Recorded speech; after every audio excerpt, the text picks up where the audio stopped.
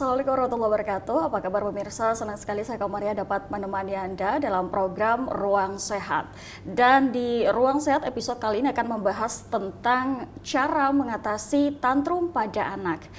Pemirsa, pada umumnya tantrum merupakan masalah perilaku yang umum dan bersifat alamiah. Ekspresi kemarahan pada anak yang sedang tantrum bisa beragam, bisa seperti dengan berteriak-teriak hingga tidur-tiduran di lantai. Untuk para orang tua yang bingung harus bersikap seperti apa ketika menghadapi anaknya yang sedang tantrum, tonton habis episode kali ini karena Ruang Sehat hari ini akan membahas secara tuntas mengenai cara mengatasi tantrum pada anak. Dan telah hadir di studio bersama kita pada hari ini Ibu Evi Luhi Kustanti. Beliau adalah seorang tenaga medis di bidang terapi okupasi. Assalamualaikum Ibu. Waalaikumsalam warahmatullahi wabarakatuh. Alhamdulillah, gimana kabarnya Ibu? Alhamdulillah sehat Mbak. Alhamdulillah sehat. Terima kasih sekali Ibu telah meluangkan waktunya berhadir dalam acara Ruang Sehat kali ini Bu ya.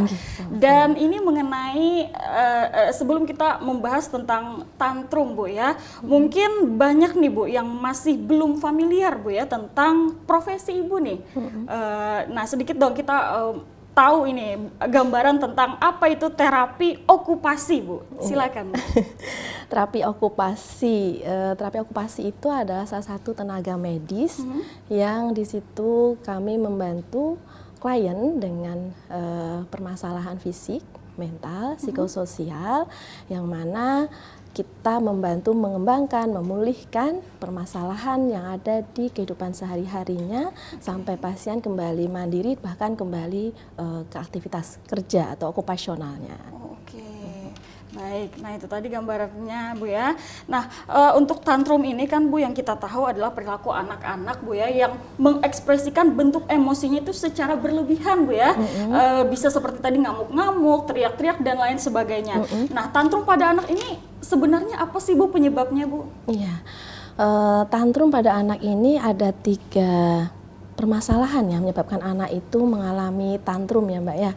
Dari sisi self regulation, biasanya anak-anak yang sering tantrum itu memiliki self regulation yang rendah atau buruk gitu ya.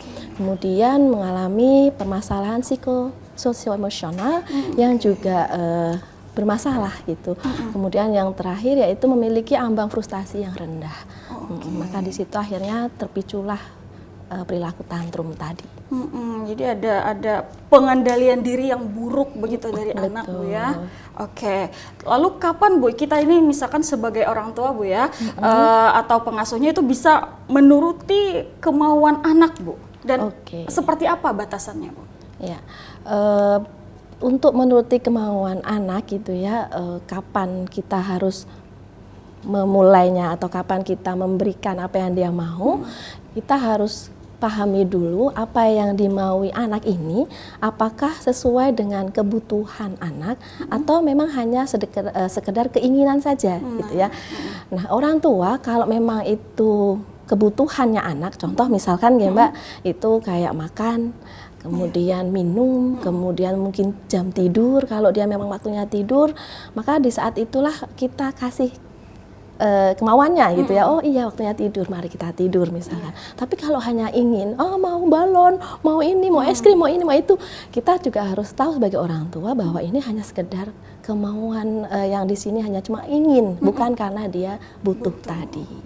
Jadi sebagai orang tua kita harus mengetahui lagi Bu ya, apakah ini kebutuhan dia atau hanya keinginan saja gitu ya. Jadi harus pintar-pintar memilah ini, membedakan ini Bu ya.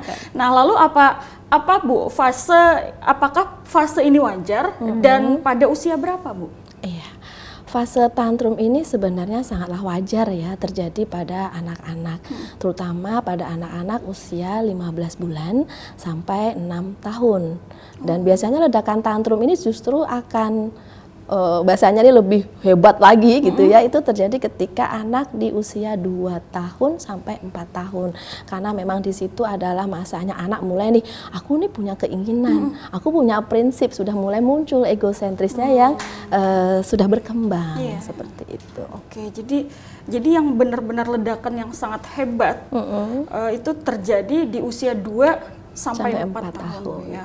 Oke. Nah, biasanya Bu, apakah kesalahan orang tua atau misalnya kita sebagai orang tua Bu ya saat menghadapi anak pada saat tantrum Bu? Oke. Nah, ini sering biasanya ya Mbak ya dilema orang tua. Kesalahan orang tua ketika menghadapi anak tantrum itu yang pertama ketika orang tua itu nggak tahu dulu nih penyebabnya apa.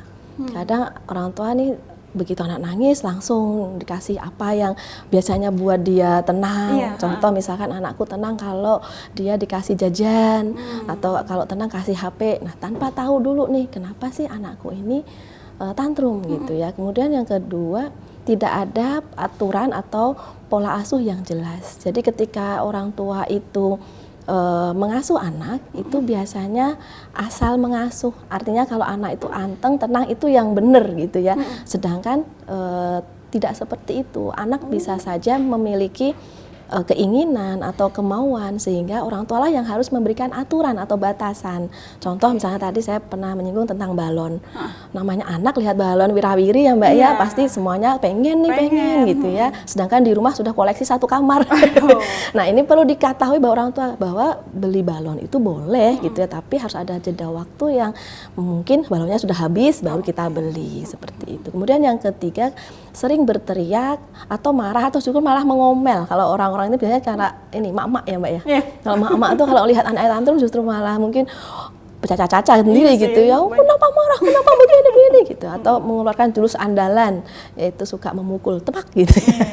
Itu untuk mendiamkan anak ketika tantrum. Kemudian kesalahan yang berikutnya adalah tidak membangun komunikasi efektif ketika anak itu sudah selesai masa tantrumnya.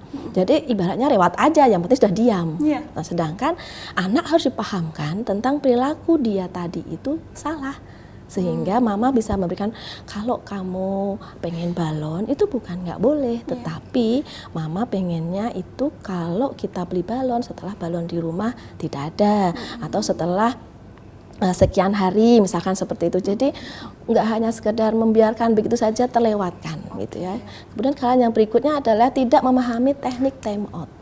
Nah, ini kebanyakan orang tua namanya time out itu dengar time out dihukum. Ya, karena time out itu kalau dijalankan dengan benar itu salah satu solusi anak itu bisa meredam regulasinya dia tadi, bisa melatih pengendalian dirinya tadi sebenarnya. Tapi kadang orang tua itu menganggap time out itu adalah hukuman. Akhirnya ya salah gitu kan dalam menghadapi anak ketika tantrum gitu ya. Nah, yang terakhir adalah kadang kita buru-buru mendiamkan anak dengan iming-iming HP atau sesuatu yang dia suka. Nah, ini juga salah satu kesalahan yang ini biasanya jurus gitu ya, supaya kalau dikasih HP itu kayaknya langsung diam, udah langsung gitu. Iya, bener Mbak. Padahal itu salah Bu ya. Iya, betul.